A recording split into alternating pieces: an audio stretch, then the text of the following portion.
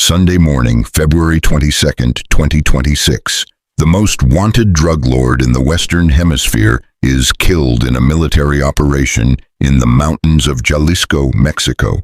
His name is Nemesio Oseguera Cervantes. The world knows him as El Mencho, leader of the Jalisco New Generation Cartel, a $15 million American bounty on his head, fewer than 3 confirmed photographs of him ever published.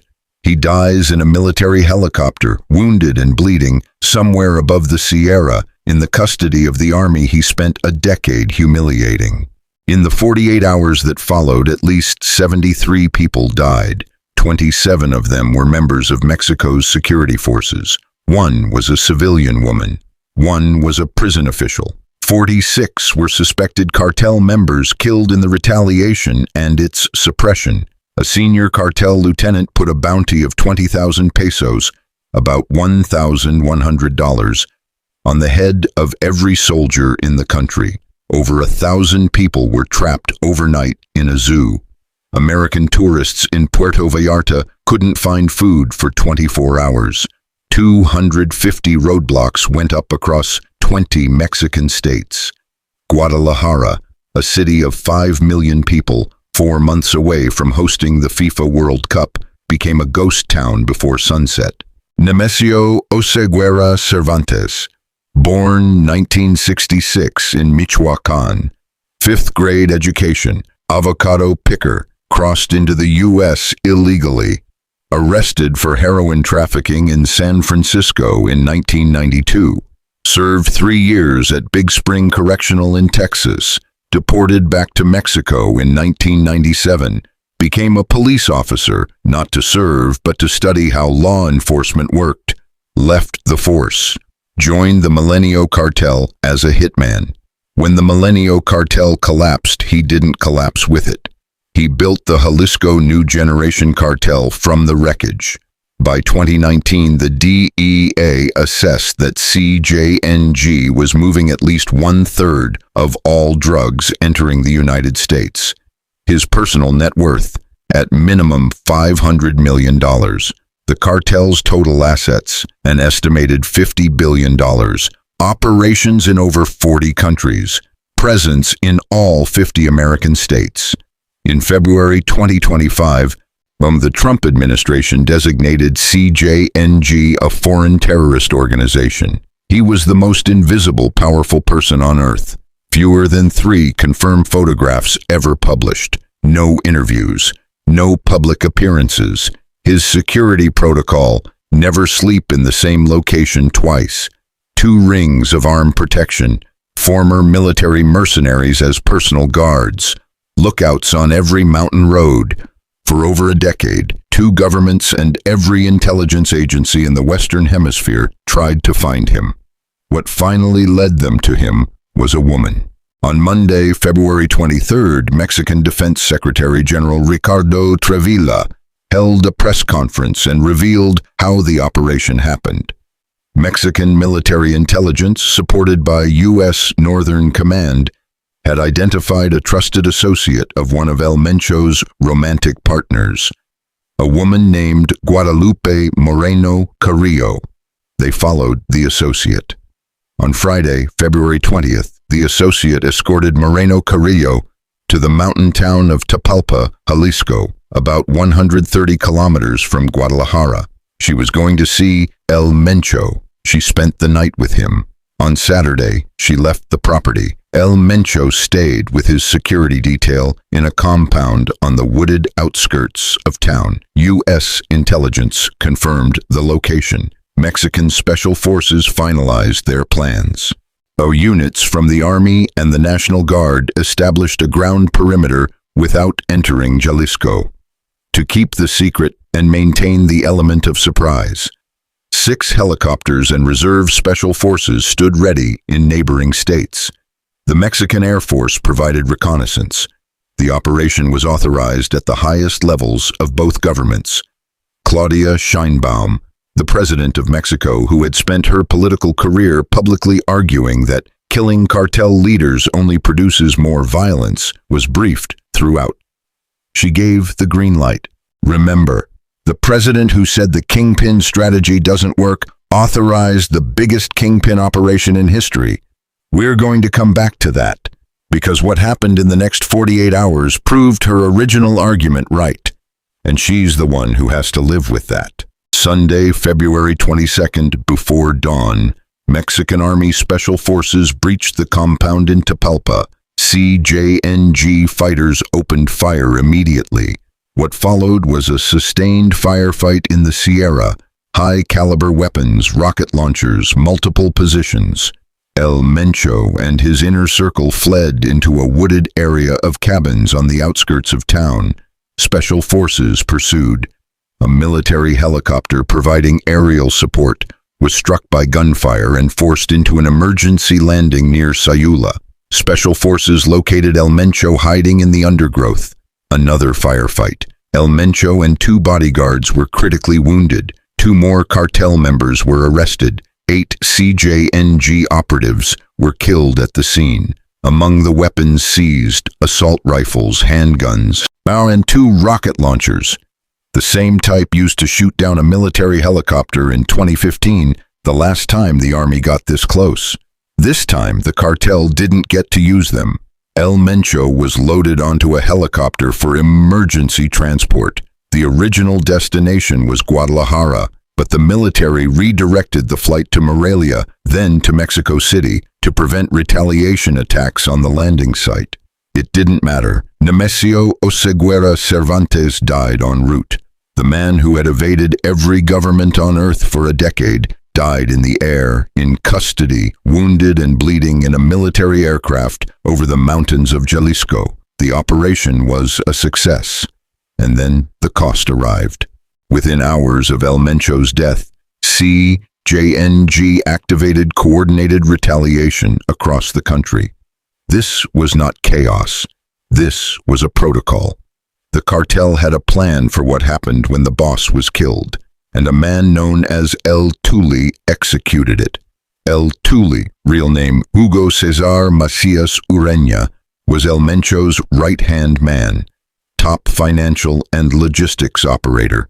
Not in the succession line, but the one who ran things on the ground. Within hours of El Mencho's death, El Tuli did 3 things. First, he ordered roadblocks. Hijacked cargo trucks, buses, and private vehicles were set on fire and positioned across highways in 20 of Mexico's 32 states. Authorities identified approximately 250 blockade points nationwide, 65 in Jalisco alone. Second, he ordered attacks on government installations, military positions, police stations, government buildings. Third, and this is the detail that defines the retaliation, he put a bounty on soldiers, 20,000 pesos, about $1,100, for every member of the Mexican military or National Guard killed, not captured, not wounded, killed.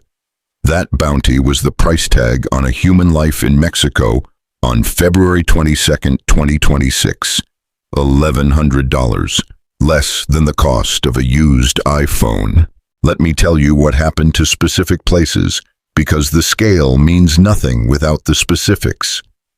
Guadalajara, Mexico's second-largest city, population 5.2 million, 4 months from hosting FIFA World Cup matches, including one featuring Mexico's national team. Authorities expected 3 million visitors in June. By Sunday afternoon, every bus route was suspended. Every urban rail line was shut down. The Mi Macro Periférico, the Sistema de Tren Eléctrico Urbano, all of it stopped. Schools canceled for Monday. Governor Pablo Limas told residents to stay home. A city of 5 million people went silent before sundown. More than 1,000 visitors were trapped overnight at the Guadalajara Zoo, not because they were in danger, because there was no safe way to get them out. The roads were blocked. The transport was stopped. They stayed. Puerto Vallarta, tourist beach town, smoke billowed over the city after vehicles were set ablaze, including in a Costco parking lot. International flights canceled. Delta, Alaska, American Airlines, Southwest, Air Canada, all suspended service. Travelers abandoned luggage and ran through the airport terminals. A Los Angeles woman named Natalie Bayer was visiting Puerto Vallarta with her boyfriend. She woke up to see smoke and cartels, her word, wreaking havoc. She was staying at a boutique hotel with no restaurant. All restaurants and markets were closed. For 24 hours, she and her boyfriend had 2 oranges. The next day, she waited in line for 2 hours to get tortillas and canned corn. That's what a Tuesday in paradise looks like when a drug lord dies on Sunday. A prison in Jalisco was attacked. Gunfire from outside. And at least 23 inmates escaped in the chaos. A prison guard was killed.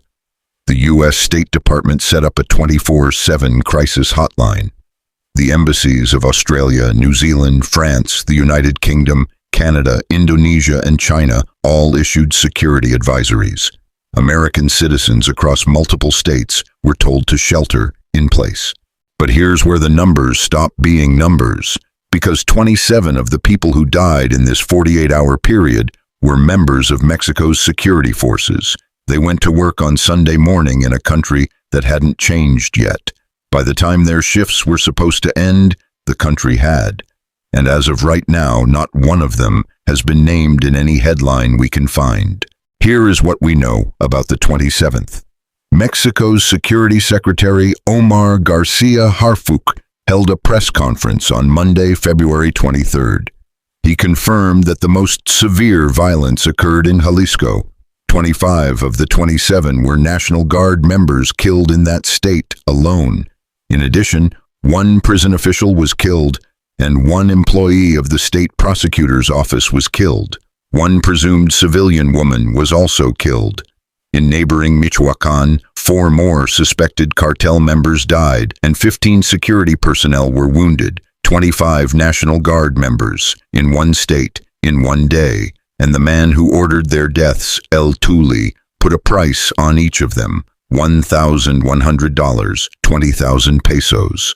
That's what a life in uniform was worth to the organization that took them. I want to say their names. I can't, because as of this recording, the Mexican government has not released them.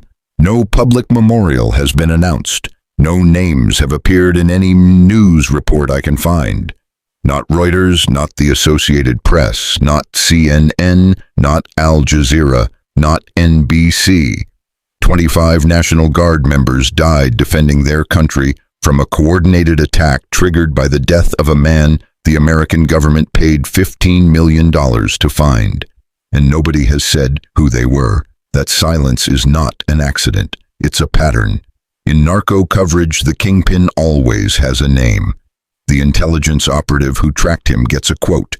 The president gets a press conference. The cartel's retaliation gets footage. And the soldiers who died in the space between the operation and the order have no names, no stories, no 30-second segment on any broadcast. They are numbers in a briefing. Yet if this channel stands for anything, it stands for the principle that the people who die in these stories deserve to be more than numbers.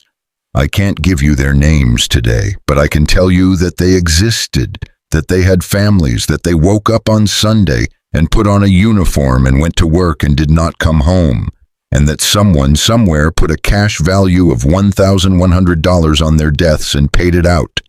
Tuli did not survive the day either. Later on Sunday, a Mexican Army paratrooper rifle brigade tracked Hugo Cesar Matias Ureña, Tuli, to El Grulo, a small town about 180 kilometers southwest of Guadalajara. He tried to flee by car. He was carrying an assault rifle, a pistol, 7.2 million pesos, and $965,000 in U.S. currency. He was killed in the firefight. The man who put $1,100 on every soldier's head was found with nearly $2 million in cash in his vehicle. Within 24 hours of Mencho's death, his 2 most senior operational figures were both dead. The head of the cartel and the man who managed its retaliation protocol, both gone. Which brings us to the question that was asked before the operation was authorized. The question the President of Mexico had spent her career answering one way and then answered the opposite way on February 22nd. Claudia Sheinbaum had been saying it for years. The Kingpin strategy doesn't work. The argument is simple and historically supported. When you kill or capture a cartel leader, the cartel doesn't die. It fractures. Factions turn on each other, violence surges into the vacuum, the drugs keep flowing, the communities keep suffering. The only thing that changes is who's in charge of the suffering. She pointed to El Chapo. When Joaquin Guzman was captured, the Sinaloa cartel didn't collapse. It split. Factions fought for control, violence escalated. The drugs continued. She built her security philosophy around the idea that chasing individual names was theater, not policy. That what Mexico needed was systemic reform, addressing corruption, impunity, poverty, and the embedded criminal governance structures that made cartels possible in the first place. She said it before she took office. She said it after. And then the Trump administration applied pressure that couldn't be absorbed. Tariff threats, military posturing, diplomatic ultimatums, the designation of CJNG as a foreign terrorist organization. The message from Washington was clear: produce visible results or face consequences. El Mencho became the result. The trophy. On February 22nd, under sustained pressure, President Sheinbaum authorized the operation that produced the biggest Kingpin kill in the history of the Western Hemisphere. Her public statement that day was careful. She applauded the military. She called for calm. She emphasized that the rest of the country was functioning normally. By midnight, as every news channel in the world was broadcasting footage of burning highways, empty airport terminals, and a ghost city that was supposed to host the World Cup in 4 months.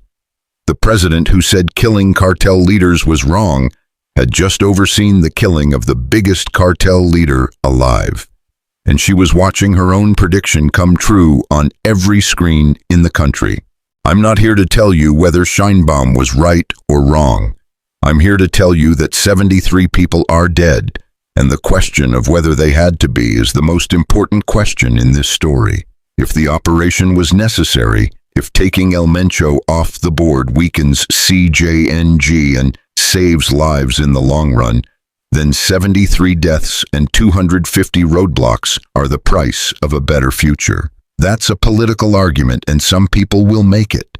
If the operation was theater, if it was a political concession to American pressure that changed nothing about the cartel's structure, its supply chains, its embedded relationship with Mexican institutions, then 73 people died for a headline. That's a different political argument, and other people will make it. But what nobody can argue is that the 27 security personnel who died in the retaliation knew the answer before they went to work that morning. They didn't get to weigh the policy. They didn't get to debate the Kingpin strategy. They went to work. And the decision that had been made above them produced a bounty on their heads by the afternoon. What comes next is the part that hasn't happened yet, and it's the part that will determine whether this was a turning point or just another cycle. El Mencho is dead. El Tuli is dead. El Mencho's brother Abraham is in a U.S. prison. His son El Menchito is serving life plus 30 years in federal court, ordered to forfeit $6 billion. His daughter Jessica Johanna is a U.S. citizen and reportedly in the succession discussion. His wife Rosalinda was released from Mexican prison in February 2025 and placed under surveillance. The cartel's senior leadership has been systematically dismantled over the past 15 months. What remains is a decentralized network of regional operators with significant autonomy, which is exactly how El Mencho designed it. CJNG was built to survive the loss of any single leader, including him. The names being discussed: El Yogurt, a 29-year-old Michoacan operator who commands a CJNG Special Forces cell, survived a Navy raid in 2025. And has allegedly incorporated former Colombian and Guatemalan military into his operation. El Sapo, Gonzalo Mendoza Gaitan, another trusted operator, and Jessica Johanna Oseguera, his daughter, who holds U.S. citizenship and may represent a new kind of cartel leadership. None of this is confirmed. All of it is being watched. The Mexican government deployed 10,000 troops in the days following the operation. By Monday afternoon, 83% of the roadblocks in Jalisco had been cleared. Guadalajara was slowly reopening. Flights resumed. Schools reopened. Life on the surface was returning, but the experts are saying what Scheinbaum used to say before she authorized the opposite. As an academic who has studied Mexican cartels for 2 decades, wrote this week that captures and killings of cartel leaders serve a strategic purpose of showing that something is being done, but the effectiveness of such policies in the long run is very limited. Homicides may decline in 1 year, but disappearances remain high. Criminal organizations remain embedded in local ecosystems. The illicit economies are still extensive and profitable. A security analyst noted that CJNG's criminal presence in tourist areas, Puerto Vallarta, Cancun, Playa del Carmen, targets infrastructure, not tourists directly. The hotels, the restaurants, the businesses paying extortion. The tourism economy that Mexico needs for the World Cup is already compromised. El Mencho's death didn't create that problem. It exposed it. Let me tell you who this story is not about. It's not about Nemesio Oseguera Cervantes. He is dead. Other channels have covered his biography. Some of them have done it brilliantly. He built an empire from nothing and ran it invisibly for a decade, and died in the mountains of the state he named his cartel after. That is a story, and it has been told. This story is about the 27 members of Mexico's security forces who died in the 48 hours after the operation. It's about the prison official, the prosecutor's employee, the civilian woman, the guard at the prison in Jalisco, the families in Guadalajara who locked their doors and waited, the 1,000 people in the zoo, the woman in Puerto Vallarta who ate 2 oranges and canned corn because every restaurant was closed.